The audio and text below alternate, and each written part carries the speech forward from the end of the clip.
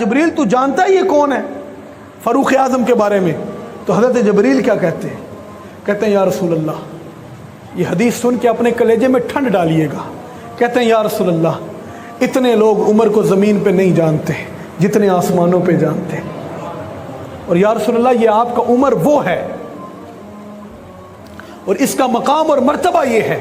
حضرت جبریل کہتے ہیں کہ اگر مجھے عمر نو عطا کی جائے، کتنی عمر ہے؟ 950 سال جو انہوں نے تبلیغ کی بات ہے، فرمایا کہ اگر مجھے عمر نو عطا کر دی جائے، پہلے کیا کہا؟ یا رسول اللہ اتنے لوگ اس کو زمین پر نہیں جانتے جتنے آسمان پر جانتے ہیں۔ زمین پہ ان کا نام عمر ہے، لیکن آسمان میں ان کو فاروق کے نام سے یاد کیا جاتا ہے۔ اور یا رسول اللہ صلی اللہ علیہ وآلہ وسلم، اگر مجھے جبریل کو عمر نو عطا کر دی جائے، 950 سال عمر کے فضائل کو بیان کرتا رہوں، وہ عمر ختم ہو جائے گی لیکن آپ کے عمر کے فضائل ختم نہیں ہوں گے۔ اس قدر بڑھ کر فضائل، مقام اور مرتبہ نبی کریم صلی اللہ علیہ وآلہ وسلم کے اس صحابی کا ہے۔ اور پھر جو ان کا دور خلافت ہے وہ کسی سے ڈکی چھپی تو بات ہے نہیں۔ جب خط لکھا تھا آپ نے دریائے نیل کو، جب عمر بن العاص مصر کے گورنر تھے، اور میں نے الحمدللہ میں نے وہ مسجد بھی دیکھی ہے مصر میں جہاں پہ عمر بن العاص جو ہے جمعہ پڑھاتے تھے، جہاں پہ بیٹھتے تھے اور سارے معاملات وہاں پہ ہوتے تھے۔ انہوں نے خط لکھا حضرت فاروق اعظم کو، اور اس خط میں لکھا کہ یہاں پر یہ جو دریائے نیل ہے یہ رک جاتا ہے، اور لوگ کیا کرتے ہیں کہ فلاں مہینے کی 11 تاریخ کو سال میں ایک مرتبہ ایک جو خوبصورت بچی ہوتی ہے، عورت ہوتی ہے جوان، اس کو زیور پہناتے ہیں، دلہن کے کپڑے پہناتے ہیں اور اس کو دریا کے سپرد کر دیتے ہیں، اس کے بعد دریا چلتا ہے ورنہ یہ سوکھ جاتا ہے۔ جب یہ بات حضرت عمر بن العاص کے پاس آئی تو انہوں نے کہا یہ تو جاہلیت ہے سراسر، اور اسلام تو ایسی چیزوں کو ختم کرنے آیا ہے۔ انکار کر دیا، ہم اب ایسی اجازت نہیں دیں گے، اب اسلام آ گیا ہے۔ اب یہاں پر یہی بات حضرت فاروق اعظم کو خط میں لکھی عمر بن العاص نے، اور یہ بھی لکھا کہ میں نے جواب کیا دیا ہے۔ تو فاروق اعظم نے پھر جواب میں لکھا کہ جو آپ نے کہا ہے اور وہ بالکل درست ہے، اور ایک اور خط لکھا جو دریائے نیل کے نام لکھا، اور وہ خط عمر بن العاص کو اجازت دی کہ آپ اس کے اندر لکھا تھا کہ اگر تو اللہ کے حکم سے نہیں چلتا پھر رکا رہے، اور اگر اللہ کے حکم سے چلتا ہے پھر میں رب سے دعا کرتا ہوں اللہ تجھے جاری فرمائے۔ اتنا کہنے کی دیر تھی، آج بھی جا کے دیکھ سکتے ہیں وہ دریائے نیل آج تک سوکھا ہی نہیں ہے۔ اور میں نے فاروق اعظم کی محبت اور اللہ کے رسول سے محبت اور ایفیلیشن تھی کہ فیض اس قدر آیا۔ اور پھر فاروق اعظم کو جو اللہ نے فہم و ادراک، جس کے بارے میں حضور نے فرمایا اتقوا فراست المؤمن فإنه ينظر بنور اللہ، کہ مومن کی فراست سے ڈرو، وہ اللہ کے نور سے دیکھتا ہے۔ حضرت فاروق اعظم ایک مرتبہ خطبہ جمعہ ارشاد فرما رہے تھے اور مدینہ میں تھے، خطبہ جمعہ ارشاد فرماتے فرماتے فاروق اعظم نے فرمایا یا ساریۃ الجبل، یا ساریۃ الجبل، پھر اونچی آواز سے کہا یا ساریۃ الجبل۔ تو یہ بات اصحاب کو تھوڑی سی عجیب لگی، اس وجہ سے کبھی ایسا ہوا نہیں تھا۔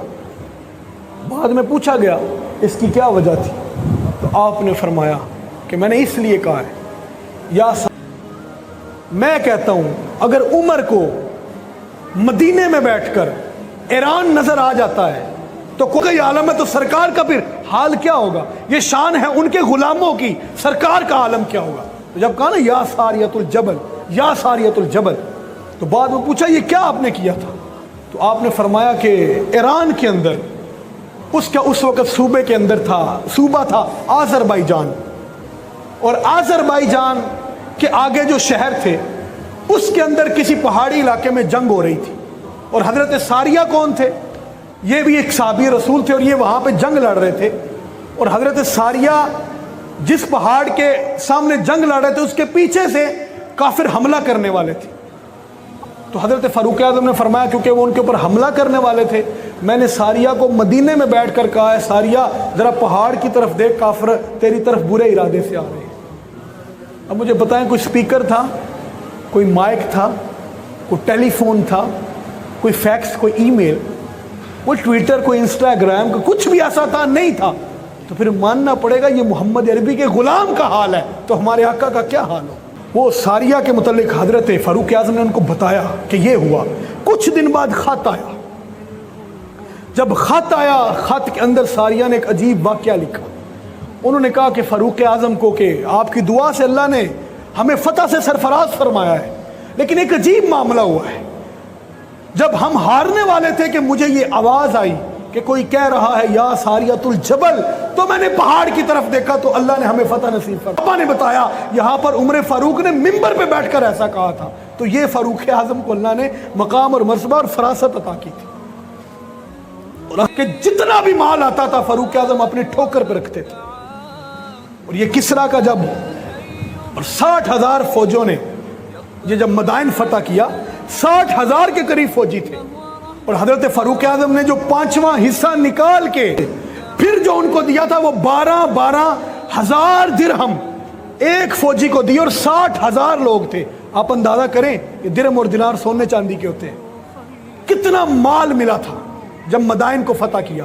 تو جو کسریٰ کا جو بادشاہ تھا، کسریٰ، اس کا جو فرش تھا وہ سونے چاندی اور بہت سارے قیمتی جواہرات اس میں لگے ہوئے تھے، اور اس کا اندازہ قیمتی ہونے کا اس سے کر لیں کہ حضرت علی المرتضیٰ شیر خدا نے 4 بالشت، 1 سکوئر جس کو آپ بولتے ہیں، 4 بالشت، ایک بالشت یہاں سے یہاں سے یہاں سے یہاں سے 1 سکوئر حضرت علی نے اس میں سے اس فرش کا سیل کیا تھا، جس کے بدلے میں ان کو 20,000 درہم ملے تھے 1 سکوئر کے۔